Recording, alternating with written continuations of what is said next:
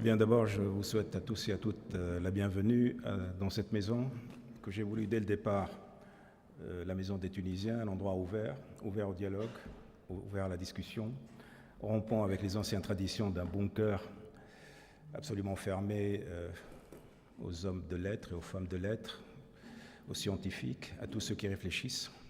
Simple caserne policière, juste bonne pour donc imposer la dictature à tout un peuple soumis et effrayé. Nous avons totalement rompu avec cette tradition grâce à notre révolution. Aujourd'hui, comme je vous l'ai dit, c'est une maison ouverte, c'est une maison de débat, c'est une maison de réflexion. Évidemment, ce n'est pas une maison de culture, parce que c'est une maison où se prennent des décisions, et parfois des décisions graves, mais c'est une maison où nous essayons de marier, autant que faire se peut, l'action et la réflexion. D'une certaine façon, tout cela tombe bien, parce que vous savez qu'aujourd'hui, nous sommes en plein débat sur cette constitution, à la fois la constitution interne de la Tunisie. Nous sommes aussi en plein débat autour de ce grand rêve qui a été le mien pendant de très nombreuses années, à savoir une Cour constitutionnelle internationale. Ça a commencé par cette idée a commencé par une immense frustration dans les années 99, où je voyais le dictateur de l'époque organiser des élections qui étaient à la fois une honte pour la Tunisie, pour les Tunisiens, une façon de se moquer de l'intelligence des gens, de les humilier, et il n'y avait absolument aucun recours. Il n'y avait pas de recours interne, puisque nous n'avions pas de constitution digne de ce nom, respectée, nous n'avions pas de cour constitutionnelle digne de ce nom, nous n'avions pas de juristes ou de forces politiques capables de contester légalement ces décisions.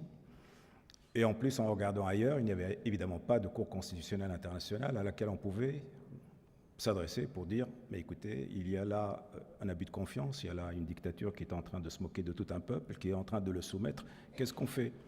Et c'est là que, donc, de ce manque est venue cette idée qui me paraissait à l'époque juste une utopie, mais j'ai toujours considéré comme si tous les rêves ne se réalisent pas, beaucoup de choses de ce qui s'est réalisé a été à un moment ou à un autre un rêve. Alors donc je me suis dit, je vais continuer à rêver en couleur en attendant que le hasard de la vie a fait que ça s'est réalisé, qu'aujourd'hui je suis dans cet endroit et que j'ai cette chance historique de pouvoir peut-être réaliser ce rêve que je considère comme bénéfique non seulement à la Tunisie, à la cause de la démocratie, mais qui pourrait aussi faire partie de la panoplie, si vous voulez, de toutes les mesures que nous devons mettre en place pour prévenir la dictature. Parce que c'est bien de faire un TPI pour punir les coupables, mais ces coupables, c'est quoi? Ces coupables, c'est l'efflorescence de la dictature. Mais si on pouvait prévenir la dictature à la base, si on pouvait mettre en place des mécanismes capables de dire ces élections sont des élections inacceptables par la communauté internationale, ce gouvernement est un gouvernement non accepté, etc. Peut-être que nous pourrions évidemment empêcher toutes ces dérives qui mènent au TPI.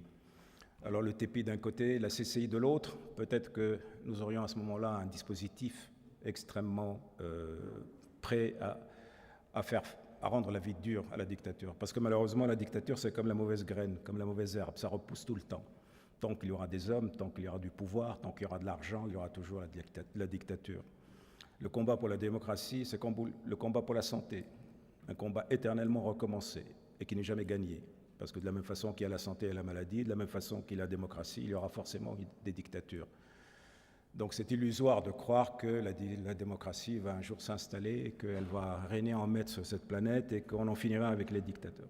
La réalité, c'est que nous allons avoir des démocraties qui vont vieillir, qui vont se fatiguer, qui vont laisser la place à des dictatures jeunes et féroces, que le combat pour la liberté devra être de nouveau instauré, qui s'arrêtera jamais, etc., etc. Donc il faut que nous soyons prêts à la fois pour instaurer cette démocratie dans ce pays, l'importance du débat constitutionnel actuellement qui est en cours et j'espère que vous allez nous y aider. Effectivement, nous avons beaucoup de choses à apprendre et vous avez raison, monsieur le sénateur et mon cher collègue et monsieur le président, d'avoir dit ce matin qu'il y a des expériences, il y a des points communs, il y a des impondérables, il y a des lignes directrices qui sont toujours les mêmes, et il faut qu'on apprenne de cela.